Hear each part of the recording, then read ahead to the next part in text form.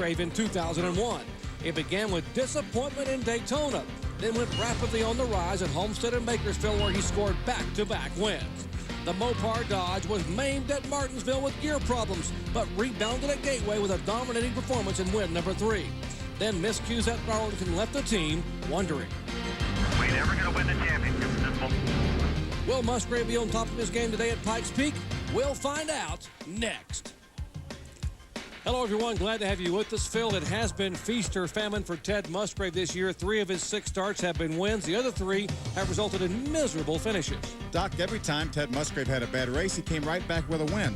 This would be a great place to do that. Even though he hasn't been here before, this is a terrific racetrack. It's wide, it's smooth, the transitions into and out of the corners are so gradual. This is the kind of racetrack all the drivers love. People believe this track could yield a first-time winner, and that first-time winner might just come from within this impressive crop of rookies.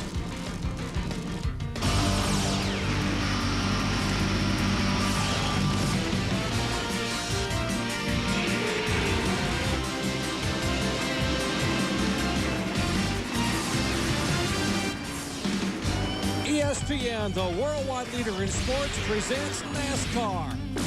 Today live from the shadows of majestic Pikes Peak, it's the 4th annual Jelly Belly 200 Craftsman Truck Series race from Pikes Peak International Raceway. With rains washing away qualifying. For just the 4th time in series history, our Mopar starting grid was determined by point standings. That's why 30-year-old Scott Riggs will lead him down to the green flag. There are 5 rookies in the top 12 starters, led by Travis Quapple, who starts 4th. Back in 20th, we have the NASCAR Weekly Racing Series Regional Champion, Jerry Robertson. 24th, Jimmy Hensley, who has 2 top 5s of the 3 races here at Pikes Peak. In position 30, we have Jim Englebright, who is carrying the colors of our race sponsor, Jelly Belly. Back in 32nd spot, Richard Petty's nephew making his Craftsman Truck Series debut, Trent Owens. And returning the NASCAR Craftsman Truck competition is Chris Horn and Tom Carey. We have some special camera angles for you today, so let's meet the 4 drivers who will carry our onboard cameras. What's up? Hi, I'm Jim Englebright. I drive the 02 Jelly Belly Chevrolet, and you're riding along with me in the Jelly Belly 200. Hi, I'm Ricky Hendrick, driver of the number 17 GMAC Chevrolet, and come ride along with me. Hi, I'm Travis Quapple. You're riding along with me in the number 60 Cat Rental Store Chevy Silverado. You're riding with me, Scott Riggs, in the number 2 Team ASC CarQuest Dodge. And we've got a great show in store for you. The 4th time these drivers have come to Pikes Peak International Raceway. As you heard Phil Parsons say, they love this racetrack. It's a 1-mile oval, very, very wide, lots of room to pass. Banking 10 degrees in the corners, front straightaway 7 degrees, backstretch 3 degrees, $486,000 purse. The race record, Greg Biffle, a year ago in the pit window. That is for fuel. The tires should not be a problem. Goodyear has done a remarkable job. We'll tell you more about that a little later on. And take a look at this crowd here. Possibly the largest crowd to see a NASCAR Craftsman Truck Series race in Pikes Peak International Raceway history. They keep filing in from off the highways. They want to see NASCAR action, Craftsman Truck Series style. For some final thoughts, let's check in the pits with Ray Dunlap. Well, Jerry, you mentioned that there was no qualifying here at Pikes Peak International Raceway. That's good news for some drivers, but one guy that was not very happy about that is Jim Englebright. He was very good in practice. He was 13th or 14th fastest. He thought he could qualify in the top 10. But he'll start 30th today because this field was set on points. It'll be interesting to see if Englebright will be able to work his way up through the field. Now let's hear from Amy East. Well, with Dodge's dominance of winning the first 6 races, NASCAR decided to take a look at how to level the playing field. So they took away the front wickers from the Dodges. Now that will decrease their front downforce. And if it indeed has leveled the playing field, the odds-on favorite has got to be Jack Sprague. Indeed, Amy, Sprague has never won. He is the winningest active driver at this racetrack, but he has never won here. He dominated the race 2 years ago, only to be passed because tires were going away, and that win ended up going to Mike Wallace. There is the Net Zero Chevrolet for Jack Sprague. A lot of folks from Net Zero here today. Brian Words, the Chief Marketing Officer of Net Zero, hoping to see that truck get its first win for the new sponsor. The talk in the garage area this morning, Doc, was that Jack Sprague was awesome in happy hour practice. They forego qualifying, but they gave the guys about an hour and 15 or 20-minute happy hour practice, and they said Jack Sprague was the class of the field by far. Lots of special news in the NASCAR Craftsman Truck Series headlines. David Starr comes back. He will have the Menard truck that won at Texas last year. His uncle Mike Starr, who owns Team Texas, bought that truck. He'll be back with us at Texas. Trent Owens making a debut. He's Richard Petty's nephew, we mentioned. He's the stepson of Barry Dotson. Stacy Compton, a two-time winner, comes back to the Truck Series at Dover in a couple of weeks. He'll run a number of events in NASCAR Craftsman Truck Series competition. Bobby Hamilton, to expand his team, we're hearing he may have 4 NASCAR Craftsman trucks next year, and Hamilton's going to add Dover, New Hampshire, Richmond, and Phoenix to his schedule this year. And a tough break for one truck being pushed back behind the wall, and that's Ricky Sanders in the TruckTricks.com machine. Obviously a problem as we are set for the green flag. Glad to have you with us here at Colorado.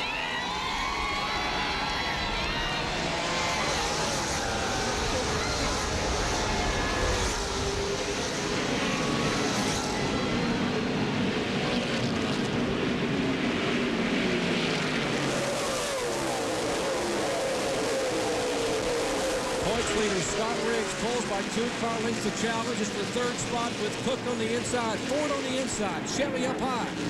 Terry Cook and Travis Quapple battling side by side for 3rd spot.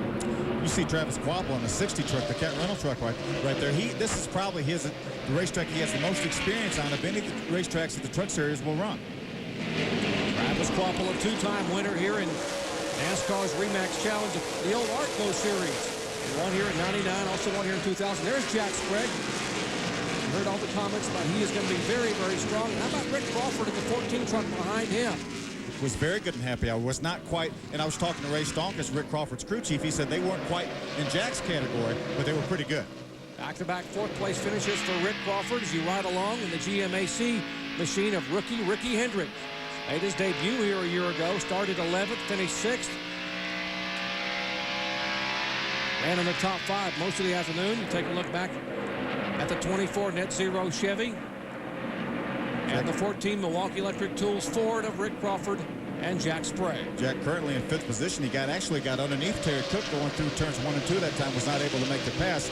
I wonder how long he's going to wait to flex this muscle that he obviously has.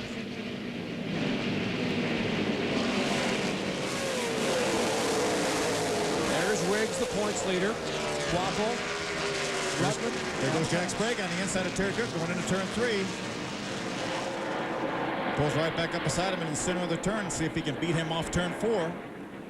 And as you said, Phil, so much room on this racetrack to pass. I mean, they've each got plenty of room to be able to manipulate the turn.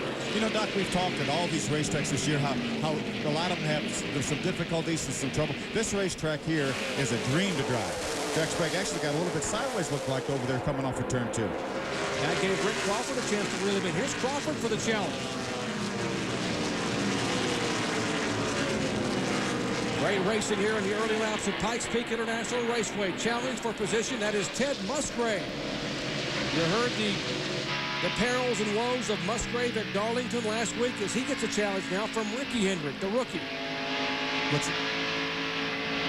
Terry Cook got out wide. You see him in the black and yellow truck right there, the 29 truck. He got out wide down in turn 1 and 2, allowed a couple trucks to get by him. And that will slow up Musgrave and allow Ricky Hendrick to make the pass of Musgrave and Cook for position. It's really nice to see these trucks be able to run side by side. Look at those gauges. 220, 240. As Amy mentioned, they made a rule change this week which took the wickers, the lips away on the front fenders of the Dodges. Got to give another call to Wayne Otten, the series director. Very level playing field. What we're seeing right now may be some of the best racing we've seen this year. I was talking to Ted this morning, and he said he could actually feel the difference taking those little wickers off the front fenders.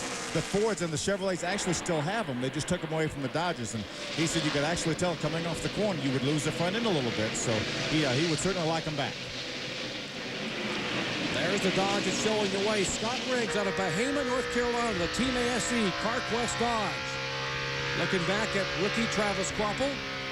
Out of Janesville, Wisconsin, the Cat Rental Store Chevrolet. Rick Wren prepared machine for Mike Addington Racing. What a gorgeous day. Yesterday it was overcast and cool. Today it is absolutely beautiful.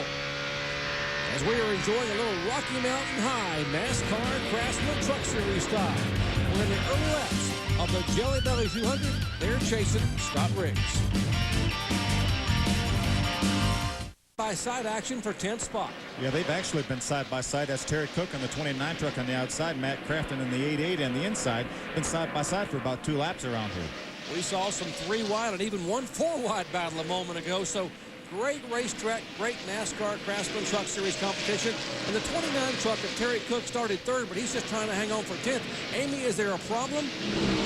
Well, he's reporting an extremely loose condition right now, and they feel as though it's because they dropped the pressures in those tires a lot lower than what they thought. They thought the builds would be a little bit higher by now. They're already making suggestions about putting a rubber in the right front, and crew chief Bob Keselowski said, Terry, I'm watching you run that high line around this place. You're not going anywhere, buddy. Get it down low.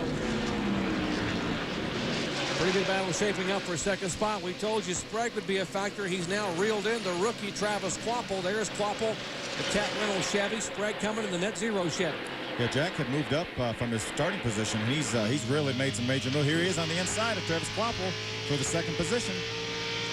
Right on cue, we mentioned Jack's going to make a move, and indeed he listens and makes a move. Now, Kvapil's not cooperating, because he doesn't want to lose 2nd spot. That's right. They actually have the same engine builder. B&R engines, Hendrick engines, actually build the engines for, obviously, Jack Sprague and Ricky Hendrick, but also Travis Kvapil. Kenny Bingham and Ronnie Revis, the B&R. That's where the Bingham and Revis comes from. Well, Jerry, we see Travis Kvapil out there. They really made a lot of changes to this truck after practice yesterday. Travis said that the truck was really, really loose in the middle of 1 and 2. It just felt like it wanted to snap around on him. So Rick Wren went to work, and, you know, he usually has a magic touch. I think they've done exactly what they needed. Travis says the truck feels great, but they changed an unbelievable bunch of parts on the suspension on that number 60 truck. Really just about everything on the front geometry got changed yesterday after happy hour. And Rick Wren brought Andy Houston here a year ago with a brand new truck, and Andy said on the pole, this is another brand new truck that they brought for Travis Kvapil. So Rick is very, very good on this racetrack. You see now Kvapil has lost the position to Jack Sprague. Little fender rubbing action. Matt Craftsman, reigning Featherlight Southwest Series champion, coming off 3 consecutive top 10 runs. Doing a heck of a job in that 88 truck. Still side-by-side with Terry Cook in the 29K Automotive Ford. Got Dennis Setzer now is closed in on that battle on the Axiom Chevrolet. Dennis Setzer started back in 16th position. Newton, North Carolina veteran who finished 5th here a year ago. Good job. Get back in your room now. We'll go race the rest of them. Dennis actually finished in the top 10 twice of the 3 races they've run so far at Pikes Peak. See Coy Gibbs in the 20 truck, the MBNA Chevrolet. He's hanging right in there. Battle for position. That's for 3rd spot. You see Joe Ruttman in the Dodge go sailing by on the outside of Travis Kvapil. As you heard our pit reporters mention, very limited practice. If you just joined us, qualifying was rained out for the 4th time in series history, 153 races. They started this race by virtue of point standings. So while these guys are probably struggling right now with the chassis setup because they had very, very limited practice yesterday afternoon.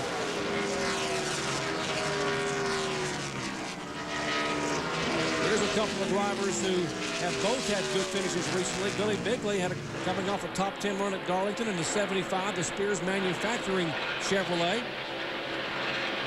There's Bigley in the 75 machine owned by Wayne Spears. Mark Blessing dialing him in here. They finished 9th at Darlington, 10th the week before at Gateway.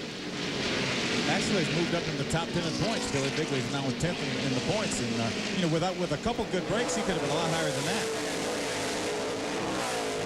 Well, Phil, we documented a truck that Billy Bigley is driving a couple of times on these races, and they call it Earl because Earl had to die. And we thought Earl did die a couple of weeks ago when he wrecked that truck.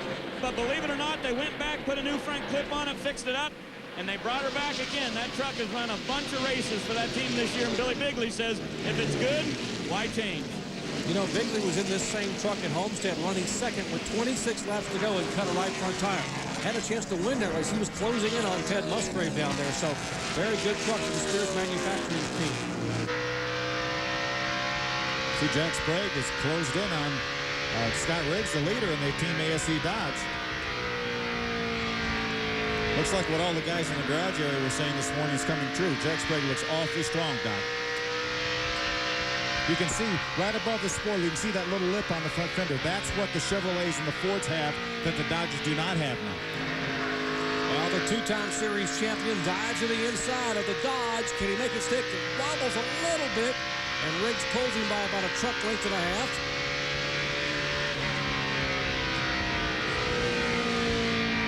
We've talked a lot about Scott Riggs. Obviously, he's the point leader. But right now, I tell you, he has finished every